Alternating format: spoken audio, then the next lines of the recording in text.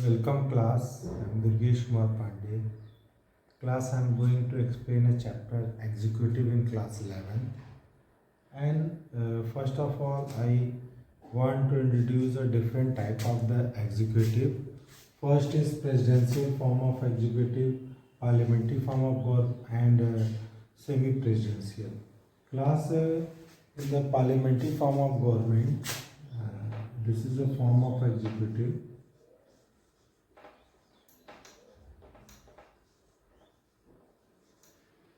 The form of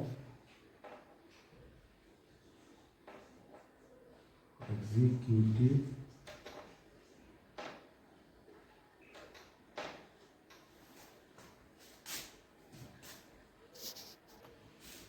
class in the parliamentary form of executive in India, head of the state is president and head of the government is prime minister class. And similarly in UK, the head of the state is Queen Elizabeth and head of the government is prime minister and the council of minister. So in a parliamentary form of executive, there are two type of executive. The first is nominal executive,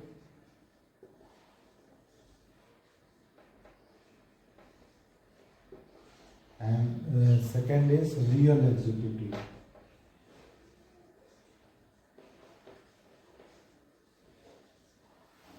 Nominal executive like in our country president,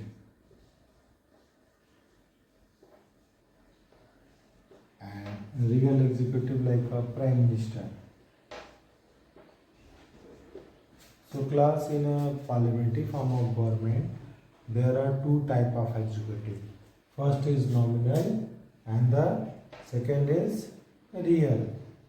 Nominal executive is the president and real executive is the prime minister class. And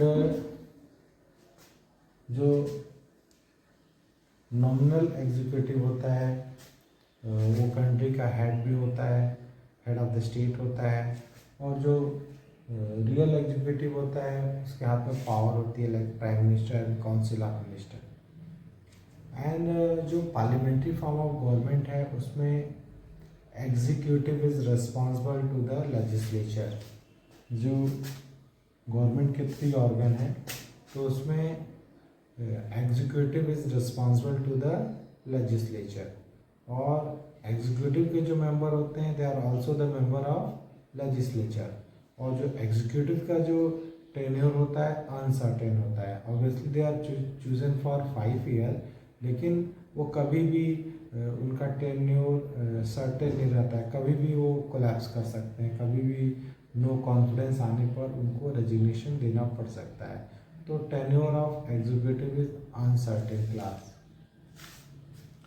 and similarly in जो parliamentary form of government है they work on the principle of collective responsibility. जो collective responsibility इस basis पे वो काम करते हैं. Now class हम अगेन मेक अ ड्राइंग. जैसे गवर्नमेंट है, ठीक है,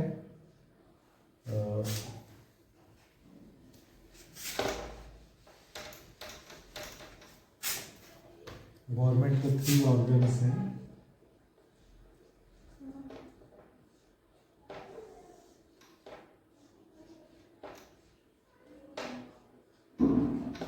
एग्जीक्यूटिव,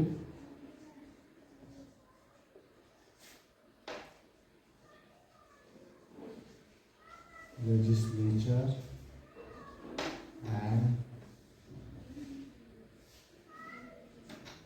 ये गवर्नमेंट के 3 ऑर्गन्स हैं. एंड द क्लास जो पार्लियामेंट्री फॉर्म ऑफ गवर्नमेंट होता है the executive is also the member of legislature. Executive जो होता है वो लेजिस्लेचर का भी मेंबर होता है. And executive is responsible for their to legislature. Executive legislature के प्रति जिम्मेदार होता है. और जो एग्जीक्यूटिव का टेन्योर होता है अनसर्टेन होता है, मतलब कि अगर पार्लियामेंट में नो कॉन्फिडेंस आ जाए तो कभी भी इनको रेजिग्नेशन देना पड़ता है क्लास। तो ये पार्लियामेंट्री फॉर्म ऑफ गवर्नमेंट की खूबियाँ हैं।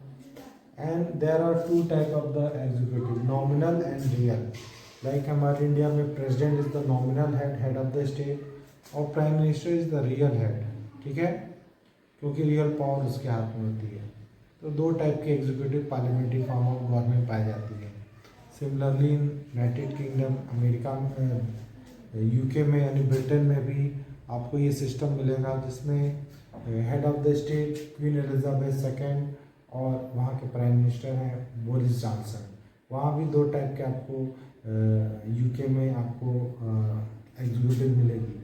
एंड यूके में भी जो एग्जीक्यूटिव होता है रिस्पॉन्सिबल टू द लेजिस्लेचर, और एग्जीक्यूटिव के जो मेंबर होते हैं वो लेजिस्लेचर के भी मेंबर होते हैं। मीन्स जो हाउस ऑफ कॉमन्स है वो वहाँ के जो हाउस ऑफ कॉमन से ही प्राइम मिनिस्टर और काउंसिल ऑफ मिनिस्टर बनती है। सेम प्रोसीजर जो इंडिया में है वो यूके में है। बट इंडिया का जो हेड ऑफ द स्टेट है वो प्रेसिडेंट है, इलेक्टेड पर्सन होता है। That is why India is called Republic. और ब्रिटेन में जो हेड ऑफ द स्टेट है वो क्वीन एलिजाबेथ है, जो कि एक मोनार्क है। तो that is why UK is called constitutional monarchy. Head of the state वहाँ पे क्वीन एलिजाबेथ हैं, जो कि एक डायनेस्टिक रूलिंग के थ्रू है। They are not, she is not elected. So UK is called the constitutional monarchy class. तो class pi.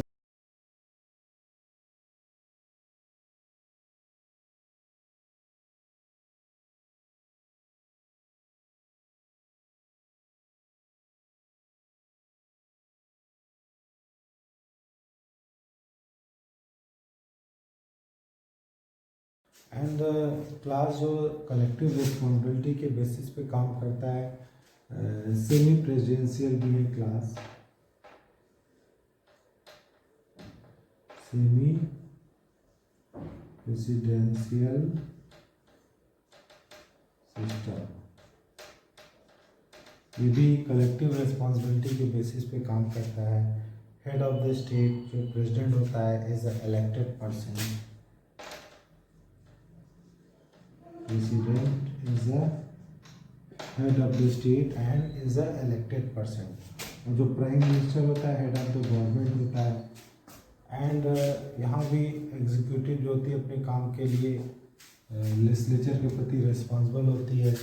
But class जो पार्लियामेंट्री फॉर्म ऑफ गवर्नमेंट है और सेमी प्रेसिडेंशियल, उसमें डिफरेंस ये है कि यहाँ पर president head of the state जो है वो इलेक्टेड पर्सन होता है। That is why they have, उसके पास इम्पोर्टेंट पावर्स आ जाती हैं।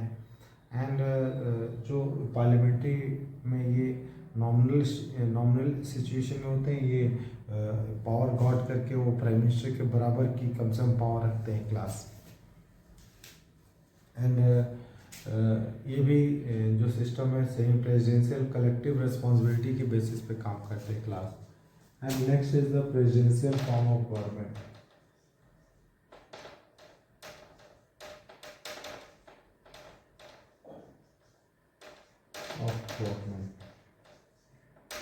क्लास यहाँ पर प्रेसिडेंशियल फॉर्म ऑफ गवर्नमेंट में क्लास यू कैन लोग की जो यूएसए अमेरिका है उसका टू एग्जांपल है क्लास। यूएसए का जो प्रेसिडेंट है, यूएसए का प्रेसिडेंट जो होता है चीफ एग्जीक्यूटिव, वहाँ पर केवल एक ही एग्जीक्यूटिव होता है, दो एग्जीक्यूटिव नहीं होते हैं प्रेसिडेंशियल सिस्टम में। और जो एग्जीक्यूटिव का जो मेंबर है वो लेजिस्लेचर के मेंबर नहीं होते हैं। और एग्जीक्यूटिव इज रिस्पॉन्सिबल जो है लेजिस्लेचर के प्रति नहीं होती है। एंड सारी पावर जो है एग्जीक्यूटिव यानी कि प्रेसिडेंट के हाथ में होती है क्लास। क्योंकि लोग कि प्रेसिडेंशियल सिस्टम में एग्जीक्यूटिव जो होते हैं लेजिस्लेचर के मेंबर नहीं होते हैं।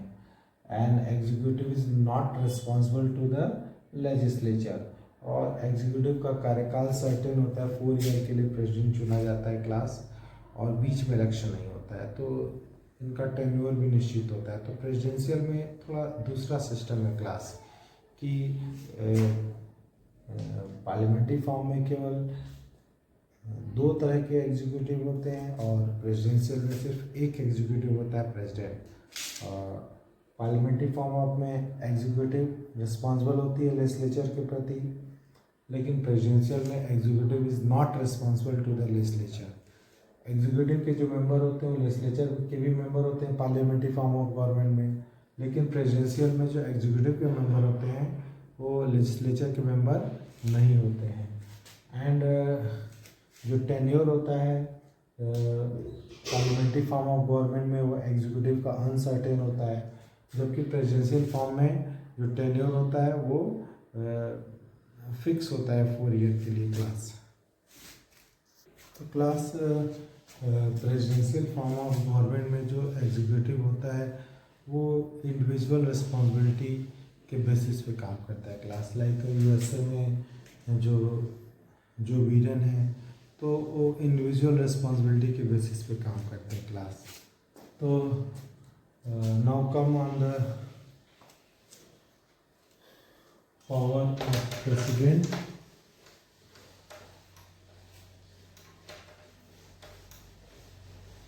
तो क्लास एग्जीक्यूटिव भी कई तरह की होती है, लेकिन हम लोग power and function of president part class. देखो प्रेसिडेंट जो होता है क्लास आर्टिकल 74 का फर्स्ट पार्ट इस सेइंग कि there shall be a council of minister and headed by the prime minister. Council of minister होता है, उसका हेड प्राइम मिनिस्टर होता है, और वो क्या करता है, प्रेसिडेंट को ऐड देता है, मदद करता है और एडवाइस देता है, और प्रेसिडेंट को उस एडवाइस के ही अकॉर्डिंग काम करना होता है। दिस वाज सेइंग आर्टिकल 17(4) का फर्स्ट पार्ट। तो क्लास इसमें बाद में एक और चीज़ जुड़ गई कि अगर मान लो president is not agree with the advice given by the council of minister, तो प्रेसिडेंट चाहे तो उसको रिकंसिडर करने के लिए वापस काउंसिल ऑफ मिनिस्टर को भेज सकता है। लेकिन अगर council of minister same recommendation वापस कर दे बिना किसी चेंज के, तो फिर सेकंड टाइम वो वापस नहीं करेगा, उस पर साइन करना उसकी मजबूरी हो जाएगी। तो जिस तरह से प्रेसिडेंट्स के पावर को आर्टिकल 74 का फर्स्ट पार्ट शो करता है। इसके अलावा क्लास प्रेसिडेंट जो होता है तीनों ही आर्मी, नेवी और एयरफोर्स तीनों का ही हेड होता है। वो उसके पास बहुत सारे लेजिस्लेचर पावर, एग्जीक्यूटिव पावर और जुडिशरी पावर होते हैं। लाइक एग्जीक्यूटिव पावर में विदाउट देखो जितनी भी शक्तियां हैं, पावर हैं, सब प्रेसिडेंट में ही निहित हैं, और उन शक्तियों का इस्तेमाल प्रेसिडेंट करता है। एंड प्रेसिडेंट के नाम से ही सारे काम होते हैं। लेकिन प्रेसिडेंट किसके एडवाइस पे काम करता है? Council of minister headed by prime minister. And the class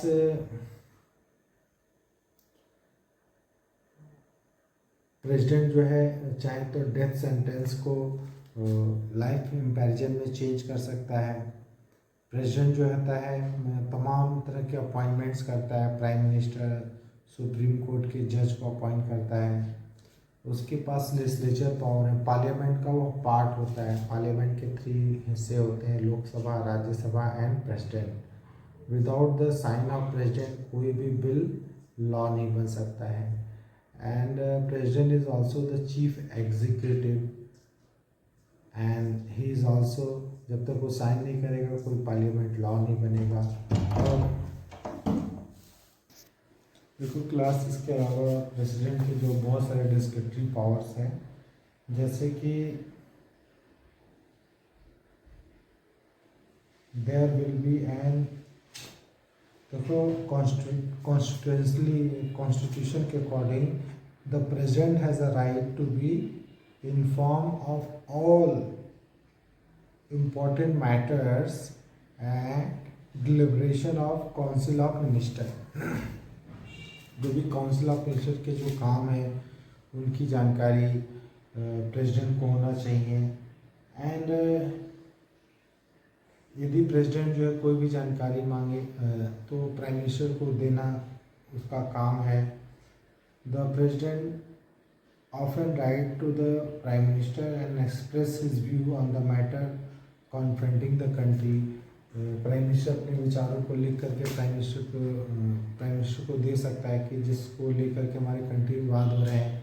इसके अलावा क्लास 3 टाइप्स के डिस्क्रिप्टिव पावर प्रेसिडेंट के पास हैं। जैसे फर्स्ट है कि अगर president is work on the advice of council of minister, अगर प्रेसिडेंट एग्री नहीं करता है काउंसिल ऑफ मिनिस्टर के एडवाइस से तो वो उसको रिकन्सिडर करने के लिए वापस कर सकता है। लेकिन अगर दोबारा वही council of minister same recommendation को वापस करे प्रेसिडेंट के पास तो he was bound to sign. तो किसी भी एडवाइस को वापस कर देना वो भी काउंसिल ऑफ मिनिस्टर को, तो प्रेसिडेंट के पास ये बहुत बड़ी शक्ति है, पावर है, ठीक है।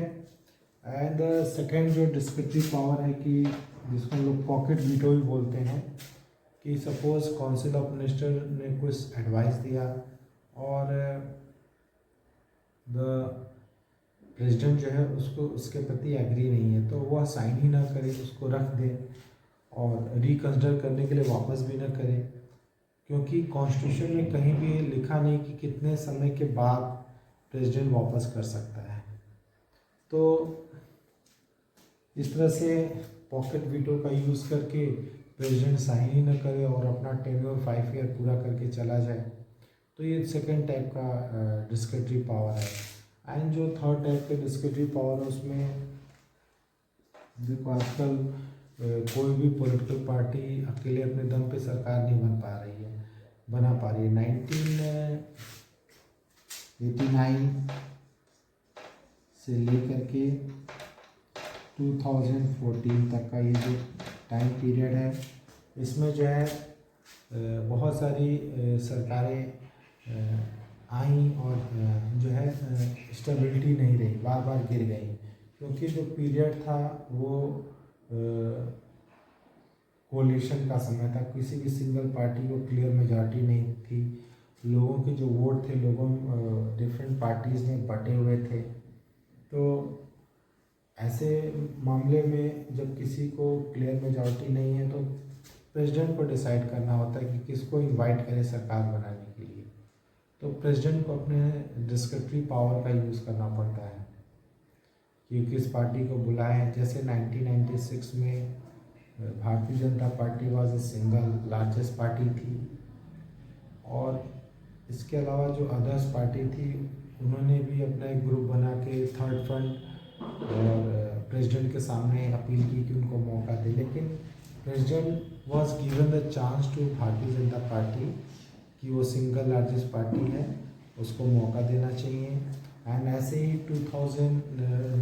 1998 में सिचुएशन बनी कि भारतीय जनता पार्टी के पास क्लियर मेजॉरिटी नहीं थी, उसके पास कुछ सीटें कम थी, तो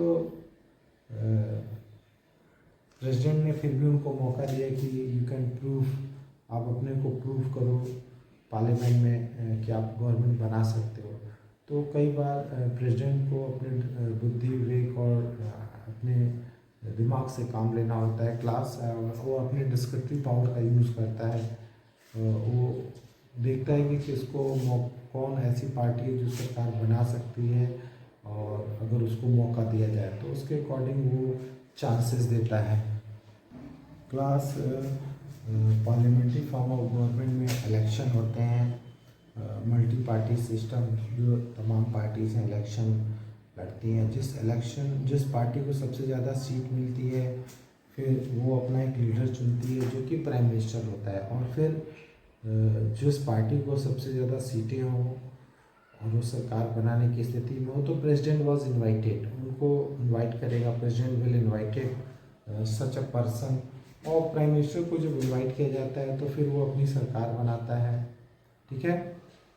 तो प्राइम मिनिस्टर तो अकेले काम करेगा नहीं, तो ही वॉज चूजन, जो अपनी पार्टी के जो इलेक्टेड मेंबर है उसमें से वो लोगों को चुनता है as a cabinet minister, minister of state या डेप्यूटी मिनिस्टर के रूप में अकॉर्डिंग टू जो एलिजिबिलिटी है कैंडिडेट की, उसके अकॉर्डिंग लोगों को चुनता है।